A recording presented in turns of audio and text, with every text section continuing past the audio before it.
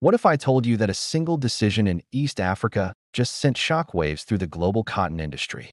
What if a country once considered a minor player suddenly became the new center of global textile attention?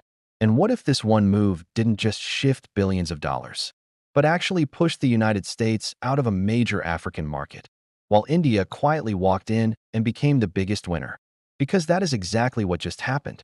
In a stunning economic twist, Ethiopia has chosen India over the United States for a massive multi-billion-dollar cotton deal, a move that is reshaping global trade, shaking up the agricultural world, and redefining alliances across Africa and Asia. This isn't just business. This is geopolitics. This is economics. This is global influence shifting right before our eyes. And today, right here on Eazicho Africa, we break down every single angle. Why Ethiopia walked away from American cotton suppliers. How India positioned itself to benefit massively. The billions of dollars at stake. How this changes global trade for years to come. And why this decision is a symbol of a much larger power shift happening across Africa. This is not just a cotton story. This is the story of a continent rising, a new alliance forming, and an old superpower losing its grip. Let's dive in. Ethiopia is one of Africa's fastest-growing economies.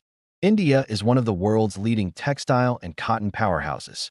For decades, the United States dominated cotton exports to Africa through various trade programs, subsidies, and influence-building initiatives. But times have changed. Africa is no longer satisfied with old structures. Countries are seeking new partners, partners who respect African choices, who offer fair trade, and who understand the new multipolar world. So when Ethiopia announced a historic cotton partnership with India, it wasn't just an economic decision. It was a message to Africa, a message to Asia, a message to the United States, and a message to the world. Today's video tells the full story, how we got here, what it means, and how this partnership will transform industries across two continents. Ethiopia is not new to cotton. The country has a long agricultural history, rich soil, a massive labor force, and ideal weather conditions. But for years, Ethiopia struggled to scale its cotton sector. Reasons included lack of modern equipment, limited irrigation technology, inconsistent support, heavy dependency on imports, unpredictable partners. But all that began to change in the last decade. With huge investments in industrial parks, textile zones, and agricultural modernization, Ethiopia set its eyes on becoming Africa's textile capital. Factories started rising, new farms opened, youth employment exploded, and international buyers began to notice. Ethiopia became a hotspot. It wasn't too long before major powers started competing for influence in this fast-growing market, especially when Ethiopia announced it wanted long-term cotton partners. The US assumed it would win by default, but Ethiopia had different plans. This part shocked analysts around the world. Ethiopia did not just choose India. It rejected the United States. So the question is, why? For years, American partnerships in Africa were tied to political conditions, sanctions threats, and diplomatic strings. Ethiopia wanted freedom, not pressure, not conditions, not interference. U.S. trade policies with Africa keep changing. AGOA suspensions, sanctions, tariff threats, sudden policy reversals. Ethiopia needed a stable long-term partner. America couldn't guarantee it. India didn't just offer cotton. It offered lower prices, higher volume, better technology transfer, more predictable supply, zero political demands. Ethiopia immediately saw the difference. While America lectured, India invested. Indian textile companies built factories in Ethiopia. Indian engineers trained Ethiopian workers. Indian firms partnered with local farmers. This built trust. Ethiopia recently aligned itself closer to BRICS nations. India is a founding member. The US is not. This deal was part of a bigger shift. India is one of the world's top cotton producers. For decades, it has dominated yarn exports, textile production, garment manufacturing, cotton processing, dyeing, and finishing. When Ethiopia looked for technology, India stepped up. When Ethiopia looked for fair prices, India delivered. When Ethiopia looked for a partner who respected sovereignty, India was there. India didn't come with pressure. India came with business, billions in investments, technology for modern farming, joint textile manufacturing, new machinery for cotton processing, training for Ethiopian workers, fixed long-term pricing. Infrastructure support. This wasn't just a trade deal. It was a development partnership. And Ethiopia couldn't refuse. American farmers were stunned. U.S. trade analysts were shocked. Politicians were furious. Ethiopia was supposed to be an American partner. Instead, the U.S. woke up to headlines saying, Ethiopia shifts cotton imports from U.S. to India in multi-billion deal. American farmers are expected to lose over $10 billion in potential cotton exports over the next few years. Because cotton farming is huge in states like Texas, Georgia, Mississippi, Arkansas, farmers rely heavily on international buyers. Losing Ethiopia means losing a fast-growing market. And with India stepping in, the U.S. may never get that market back. India provides millions of tons of raw cotton annually. Instead of exporting raw materials, Ethiopia now produces yarn, clothing, textile products, finished garments. Jobs stay in Ethiopia. Profits stay in Ethiopia. Development stays in Ethiopia. India sells more cotton. Ethiopia gets cheaper supply. Both countries win. This deal is bigger than cotton. This is global economic realignment. Africa is no longer following the West automatically.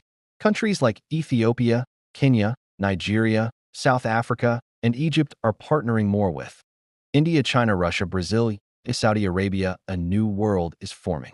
Every time America loses a major economic deal, its influence declines. And Ethiopia's decision sends a powerful message to the entire continent. India is becoming a trusted partner. No conditions. No pressure, just business and cooperation. Africa likes that approach. Labor is cheaper. Electricity is improving. Industrial parks are growing. Ethiopia may soon become the Bangladesh of Africa. Ethiopia wants to achieve 3 big goals. Become Africa's #1 cotton producer, build the largest textile industry on the continent, export billions in finished clothing worldwide. India is helping Ethiopia reach all 3. Together, they are building something massive. Factories, jobs, exports, economic freedom. This is the future Africa wants. India is not doing this out of charity. India is doing this because it is a smart business. A guaranteed cotton buyer, a strategic ally in Africa, increased global textile influence, access to cheap textile labor in Africa. Strong political ties with Ethiopia, long-term African market dominance. India is playing the long game. And it's working. This deal brings huge benefits for ordinary people. New farms, new cotton mills, new factories, new export centers. Farmers get new techniques for irrigation, soil management, cotton processing, pest control, high-yield seeds. Better cotton equals better sales. Every new deal brings more money into the economy. Ethiopia is shifting from farming to manufacturing. This is how nations grow. If the U.S. wants to remain relevant in Africa, experts say it stop using sanctions as threats, offer stable partnerships, remove political conditions, invest more in African industries, treat African nations as equals. But for now, the U.S. miscalculated, and India took the opportunity. We are witnessing a new Africa, an Africa that chooses partnership over pressure, development over dependence, cooperation over conflict. Ethiopia's deal with India is part of a larger wave of African nations refusing to remain passive or dependent. Africa is now negotiating based on respect, value, investment, fairness, and the world is being forced to adjust. Ethiopia choosing India over the United States for a massive cotton deal is not just an economic decision. It is a symbol of a rising Africa, a symbol of a shifting world, a symbol of new alliances forming outside Western control, a symbol of a continent that now chooses its own destiny. India gains billions. Ethiopia gains development. America loses influence. The world watches. This is just the beginning of a bigger transformation, one in which Africa becomes a major global player, not a follower. And here on EZCO Africa, we will keep following every major shift, every new partnership, every economic explosion, and every political transformation shaping the future of this great continent. If you enjoyed this deep dive, don't forget to like, share, and subscribe so you never miss another powerful story just like this. Africa is rising. The world is changing. And you're watching it happen right here on EZCO Africa.